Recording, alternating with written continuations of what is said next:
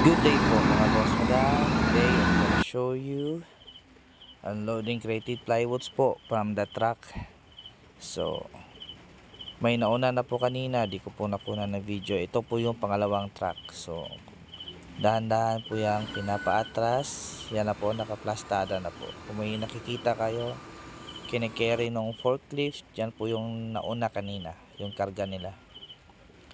So agad-agad po pinapasok sa bodega after na ma-unload galing sa truck. And then yan na po, start na.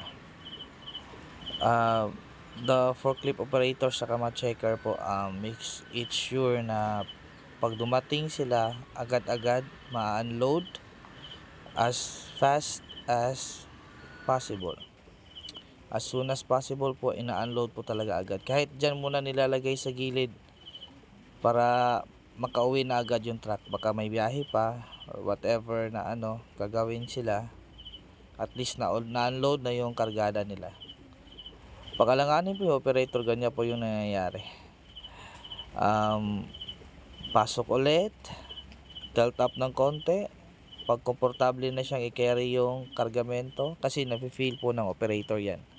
So atras, lagay muna sa gilid, naka-file po yan.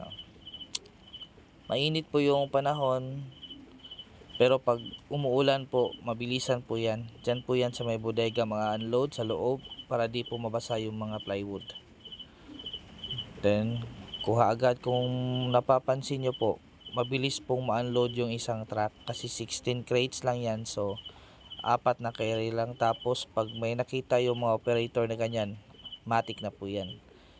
Tinutulungan po yung kasamang operator para mabilis na ma-unload. So kahit yung isa na lang yung magpasok, do nagtutulungan pa rin sila, at least na-unload ng madali. So yan po.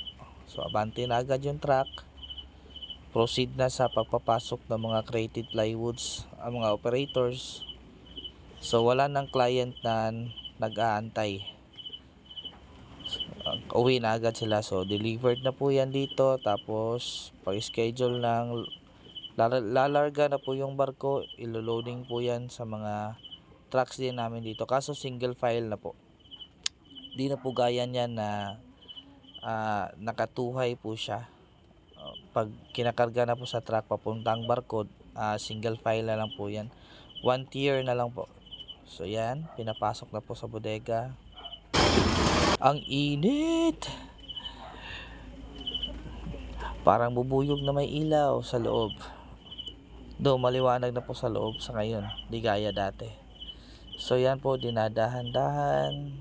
Before mo ipasok, siguraduhin mo naka on-site yung blade ng forklift. Tsaka pag carry mo, nagmo-move yung kargamento mo munang i-move. Tingnan mo muna, baka di pa na papasok hanggang doon sa tamang sukat sa blade po. And if you've gone this far po sa video, please do subscribe. Thank you po and God bless. Hope this helps po. Thank you po.